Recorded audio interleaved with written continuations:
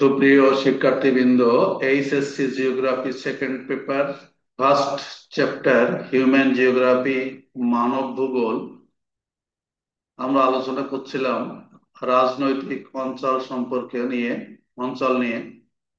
Political region. Presentation 17, এই অধ্যায়ে আমার আজ 17তম ক্লাস। ইতিপূর্বে আমরা রাজনৈতিক অঞ্চলের রাষ্ট্র এবং বাফার রাষ্ট্র সম্পর্কে আলোচনা করেছি। এই রাজনৈতিক অঞ্চলে যে ক্লাসিফিকেশন বা শ্রেণী বিভাগ করেছিলাম সেই সম্পর্কিত আলোচনা হচ্ছিল।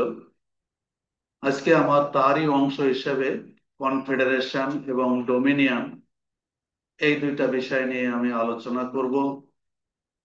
এটা হচ্ছে আমার ইউটিউব চ্যানেল।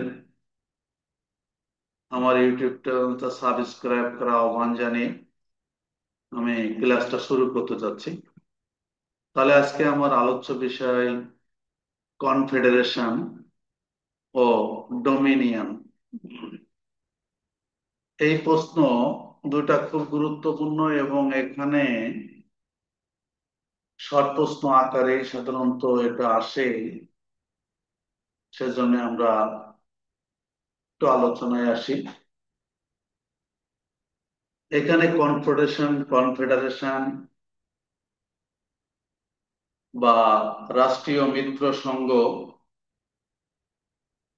বা রাষ্ট্রবিজ্ঞানের ভাষায় এটাকে রাষ্ট্র সমবায় বলা হয়। রাষ্ট্র সমবায় বলা হয়ে থাকে। অনেকবার দেখা যায় যে বাফার স্টেট এই কনফেডারেশন বা রাষ্ট্র সমবায় বা মিত্র সংঘ, এই বিষয়টা আমাদের অনেক সময় বিসিএস বা চাকরির পরীক্ষায় এই প্রশ্নগুলো আসে। সেই হিসাবে এই বিষয়টা অত্যন্ত গুরুত্বপূর্ণ। আমরা ভৌগোলিক অঞ্চল হিসাবে বা রাজনৈতিক অঞ্চল হিসাবে আমরা এখানে আলোচনায় আসবো। তার আগে আসলে কনফেডারেশন কিভাবে সৃষ্টি হয়, কনফেডারেশন কি, সেটা আমরা একটু আলোচনায় আসি। সহজভাবে বলতে গেলে বইয়ের ভাষায় যেটা এখানে লেখা আছে সেটা পরে বলি। দুই বা ততোধিক রাষ্ট্র নিজেদের মধ্যে চুক্তিবদ্ধ হয়ে রাষ্ট্র সমবায় গঠন করে।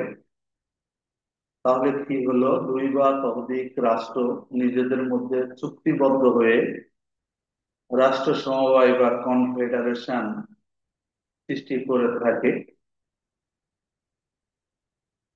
চুক্তিবদ্ধ রাষ্ট্রগুলো প্রতিরক্ষা বা আর্থিক বিষয় সম্পর্কিত কোনো ক্ষেত্রে ঐক্যবদ্ধ হয়ে কাজ করে। কনফেডারেশনে তাই স্থির করা হয় কনফেডারেশন বা মিত্র সংঘ হিসাবে। চুক্তিবদ্ধ রাষ্ট্রগুলো প্রতিরক্ষা এবং আর্থিক বিষয় সম্পর্কিত কোনো ক্ষেত্রে ঐক্যবদ্ধ হয়ে কাজ করবে। কনফেডারেশনে মূলত এগুলো স্থির করা হয়। এখানে অন্যভাবে বলতে গেলে যে কতকগুলো স্বাধীন ও সার্বভৌম রাষ্ট্র একত্রিত হয়ে কোনো সংস্থা গঠন করলে তাকে কনফেডারেশন বলা হয়। যেমন সুইজারল্যান্ড। সুইজারল্যান্ডকে কেন, অনেক সময় প্রশ্ন আসে, এই যে সুইজারল্যান্ডকে কেন কনফেডারেশন বলা হয়, এর অনেক বড় ব্যাখ্যা আছে, সেটা আমি আলোচনায় আসবো না। সংক্ষেপে সারাংশটুকুই বলি। সুইজারল্যান্ডকে কনফেডারেশন বলা হয় কারণ এটি ঐতিহাসিকভাবে স্বাধীন ক্যান্টন বা রাজ্যগুলোর একটি ঐক্যবদ্ধ জোট হিসেবে শুরু করেছিল, যা পরবর্তীতে একটি রাষ্ট্রের রূপ নেয়। আজও সেই ঐক্যের প্রতীক হিসাবে কনফেড শব্দটি রয়ে গেছে। তাহলে আসলে কনফেডারেশন, সুইজারল্যান্ডকে কনফেডারেশনের মর্যাদা এই জন্যই দেওয়া হয় যে ঐতিহাসিকভাবে এটা স্বাধীন ক্যান্টন ও রাজ্যগুলোর একটি ঐক্যবদ্ধ জোট হিসেবে শুরু হয়েছিল, যা পরবর্তী রাষ্ট্রের রূপ নেয়। এই জন্য এই যে সুইজারল্যান্ডকে আমরা কনফেডারেশন হিসাবে চিহ্নিত করতে পারি।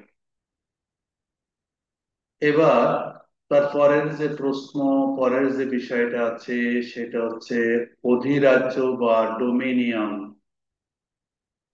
ডোমিনিয়ন শব্দটাই প্রায় আসে অধিরাজ্য বা ডোমিনিয়ন।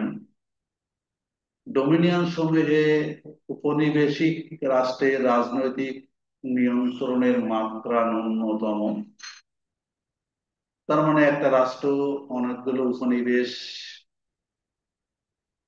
থাকে, সেই উপনিবেশগুলো নিয়ন্ত্রণের মাত্রা অনেকটা কম, কেন্দ্রীয় সরকারের বা গভর্নমেন্টের নিয়ন্ত্রণের ক্ষমতা বেশি। প্রকৃতপক্ষে এগুলো স্বাধীন রাষ্ট্র, তবে শাসনতন্ত্র অনুযায়ী এগুলো সার্বভৌম নয়। এইটুকু পার্থক্য। এটা স্বাধীন রাষ্ট্র, তবে শাসনতন্ত্র অনুযায়ী এগুলো সার্বভৌম নয়, সার্বভৌমত্ব ক্ষমতা তাদের কম। ডোমিনিয়ন গুলোর রাষ্ট্রপ্রধান যুক্তরাষ্ট্রের রাষ্ট্রপ্রধান। বর্তমানে সমগ্র পৃথিবীতে তিনটি ডোমিনিয়ন রাষ্ট্র রয়েছে। রাষ্ট্রগুলো হচ্ছে কানাডা, অস্ট্রেলিয়া, নিউজিল্যান্ড। তাহলে সমগ্র পৃথিবীতে বর্তমানে তিনটা ডোমিনিয়ন রাষ্ট্র রয়েছে। একটা হচ্ছে কানাডা, আর একটা হচ্ছে অস্ট্রেলিয়া, আর একটা হচ্ছে নিউজিল্যান্ড। এই তিনটা রাষ্ট্রের কথা আসলে মনে রাখতে হবে। এখানে নিউজিল্যান্ডের একটা মানচিত্র দেখানো হয়েছে। যাই হোক, আমি আজকে এইটুকু আলোচনা দিয়ে ছেড়ে শেষ করব। সবাইকে অসংখ্য ধন্যবাদ জানিয়ে আজকের মতো এখানেই শেষ করি। আল্লাহ হাফেজ।